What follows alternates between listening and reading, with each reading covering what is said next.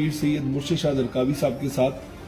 جناب یہ ہمیں ایک چیز بتائیں، یہ جو ہیپی نیو ایئر کے لیے لوگ نوجوان نسل جو گمراہ ہو رہی ہے اور یہ جو پارٹیاں چل رہی ہیں اور بہت زیادہ اس کو گمراہ کن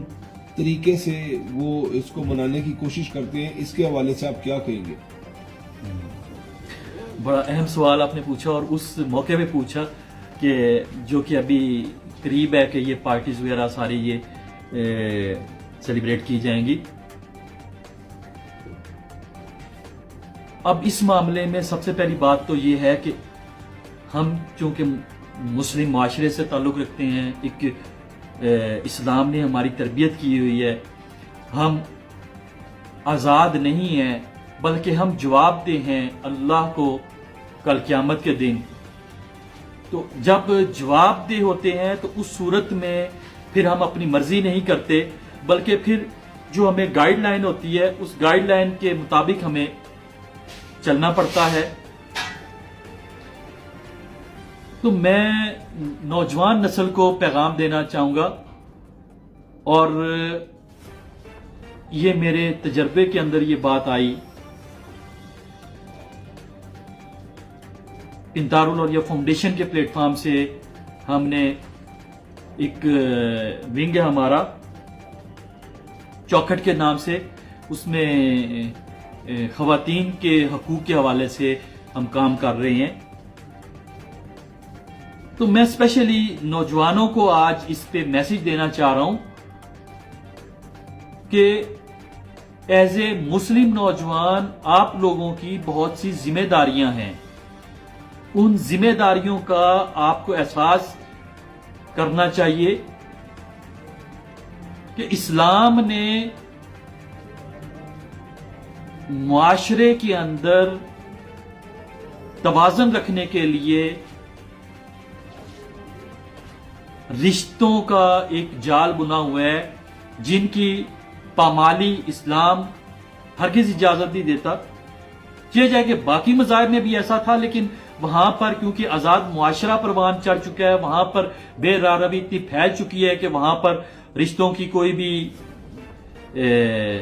قدر نہیں کی جاتی۔ لیکن اسلام کیونکہ قیامت تک کے لیے ہے، اس نے رشتوں کی پامالی کو سختی سے روکا ہے۔ تو سب سے پہلے میں چاہ رہا ہوں کہ ان ایونٹس کے اندر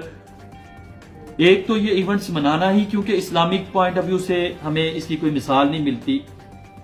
ہے، وہ ایک الگ بحث ہے، اس کو پھر کسی موقع پہ کریں گے۔ لیکن اس معاشرے کے اندر جو ان ایونٹس میں جو حرکتیں کی جاتی ہیں، جو بچیوں کے ساتھ ظلم و زیادتی کی جاتی ہے، چاہے جائے کہ وہ بچیاں خود اپنے آپ کو پیش کرتی ہیں اور ان کے اندر ان کی مجبوریاں ہوتی ہیں۔ بہت سی لڑکیوں کا جب میرے پاس آ کر بیان کرتی ہیں، وہ اپنا جسم فروخت کرنے پہ مجبور ہیں، وہ اپنے گھر کے بل نہیں دے سکتی، وہ اپنے گھر کے راشن نہیں چلا سکتی، وہ اپنے گھر کے اندر پریشانی کی وجہ یہ ہے کیونکہ مرد ان کا کمانے والا نہیں ہوتا، وہ اپنی مجبوری سے جب عزت کو فروخت کرنے نکلتی ہیں تو ہمارے معاشرے میں، مسلم معاشرے کے اندر اس کے خریدار موجود ہیں۔ تو آج میں آپ لوگوں سے خصوصی طور پہ ایک حدیث شیئر کر کے تو میں اپنی اس بات کو کمپلیٹ کروں گا اور یہ ترغیب دوں گا کہ آج کے معاشرے کے اندر آپ کو اس حدیث کا مصداق بننا چاہیے اور مثالی مسلمان بننا چاہیے۔ دیکھیں،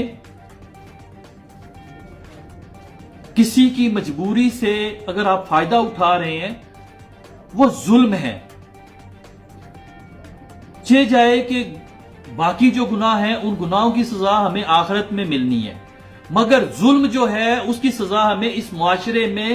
لازمی ملے گی، اور اس کے بعد اگلے جہان میں بھی وہ لازمی اس ظلم کی سزا میں ملنی ہے، دوہری سزا ہے ظلم کی۔ اسی لیے اللہ کے رسول صلی اللہ علیہ وسلم نے فرمایا کہ مظلوم کی آہ یا مظلوم کی دعا بدعا عرش کو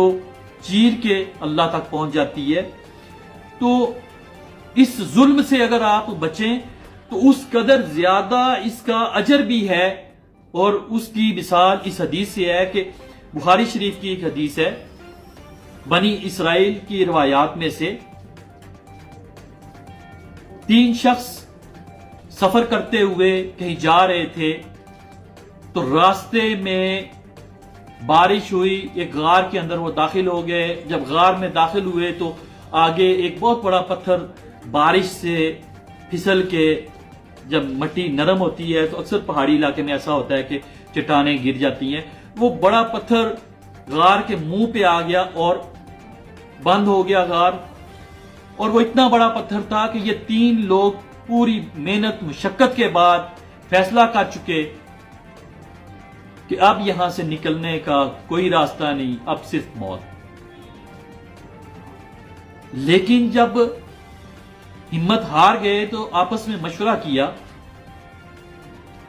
کہ ہماری طاقت سے تو یہ باہر ہے، لیکن اللہ رب العزت کی طاقت سے تو یہ باہر نہیں. ہاں، ہمیں کچھ ایسا کرنا چاہیے، اللہ سے مدد طلب کریں، مگر اپنے وہ اعمال سامنے رکھ کے کریں جو خالصتاً اللہ کی رضا کے لیے ہم کرتے رہیں. جب ایک نے یہ مشورہ دیا تو سب نے فیصلہ کیا کہ ہاں، اللہ کے ہاں اپنے اپنے نیک اعمال رکھ کے دعا مانگتے ہیں. اب ایک نے دعا کی کہ یا اللہ دیکھ، میرے بوڑھے ماں باپ تھے، میں بکریاں چراتا تھا، جب میں رات کو واپس آتا تھا سب سے پہلے اپنے ماں باپ کو دودھ پلاتا تھا، پھر اپنے بچوں کو پلاتا تھا.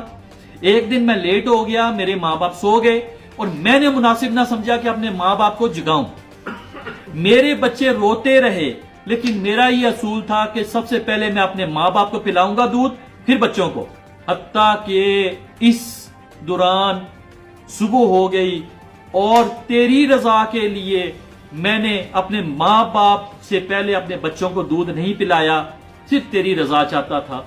اگر میرا یہ عمل یا اللہ تو نے قبول کیا ہے تو اس پتھر کو ہٹا دے. اب دیکھتے ہیں کہ تھوڑا سا پتھر ہٹ گیا، روشنی اندر آنا شروع ہوگی، لیکن اتنا نہ تھا کہ وہ باہر نکل سکتے. دوسرے نے کہا کہ یا اللہ، میں فلان جگہ پہ منشی گیری کرتا تھا،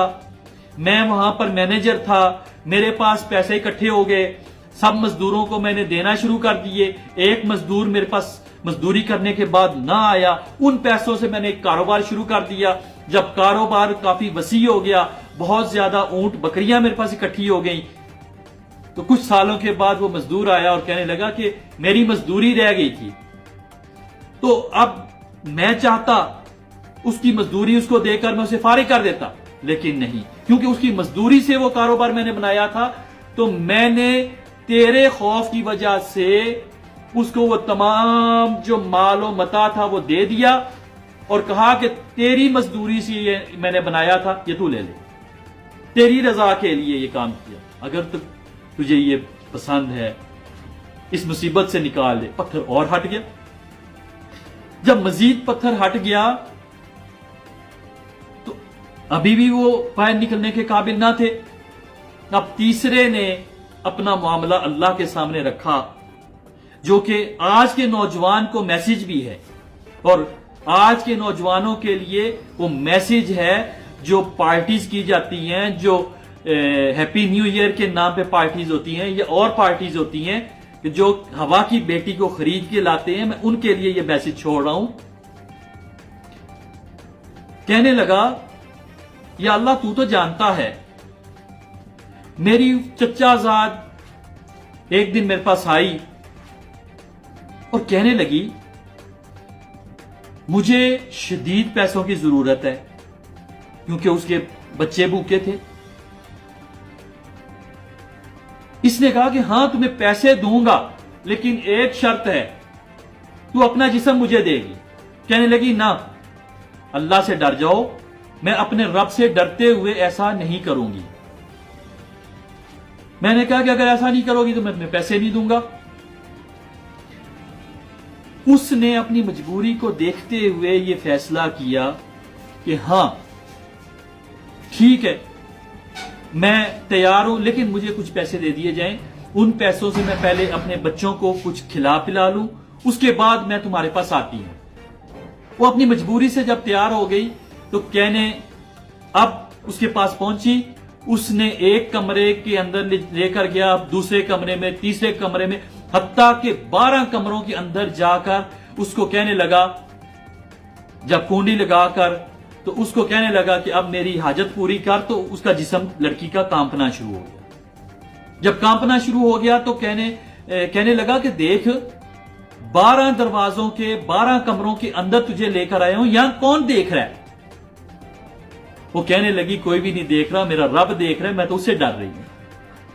وہ شخص کہتا ہے کہ یا اللہ میں نے اس کے ساتھ یہ طے کیا ہوا تھا، لیکن تیرے خوف کی وجہ سے میں نے اس کے ساتھ کیا ہوا ایگریمنٹ ختم کیا، اور میں نے کہا میں رب سے ڈر گیا ہوں، اب میں تمہارے جسم کو نہیں ٹچ کروں گا، میں اپنے پیسے تمہیں معاف کرتا ہوں اور اللہ کی خاطر تمہیں معاف کرتا ہوں۔ اگر میرا یہ عمل قبول ہے تو یا اللہ اس مصیبت سے نجات دے۔ تو آقا دو جہاں صلی اللہ علیہ وسلم کی اس حدیث کے مطابق وہ پتھر ہٹ گیا اور وہ تینوں مسافر باہر نکل گئے۔ اس قدر بڑا یہ عمل ہے کہ آج آپ اپنی نفسانی خواہشات کو عملی جامہ پہنانے سے پہلے اگر کسی مجبور کو اس کو پیسے آپ دے دو اور اس کے جسم کو نہ نوچو، تو اسی طرح اللہ رب العزت آپ لوگوں کے اوپر بھی رحم کرے گا، اللہ آپ کو اس کا اجر دے گا، اور اس وقت یہ نیکی کام آئے گی جب زندگی میں کہیں ایسی جگہ پہ آپ مشکل میں ہوگے جہاں سے نکلنے کا راستہ کوئی نہیں ہوگا۔ تو اس لیے اس بات کو لازمی آج کے نوجوان سمجھیں، اور خاص کر جو یہ آنے والے ایونٹ ہیں اس میں سمجھیں کہ کسی کی مجبوری سے، کسی کی پریشانی سے اس طرح فائدہ نہ اٹھائیں اپنے مال و دولت اور متاع کی بلبوتے پہ۔ یہ ایک ظلم عظیم ہے جس کا آج ہمیں احساس نہیں ہوتا، لیکن کیا پتا کل تمہاری نسل میں سے کسی کے ساتھ یہ پیش آ جائے۔ تو اس چیز کو دیکھتے ہوئے کسی کی مجبوری سے فائدہ نہ اٹھایا جائے۔ یہ اسپیشل جو آج میسیج ہے میرا نوجوانوں کے لیے۔ جزاک اللہ۔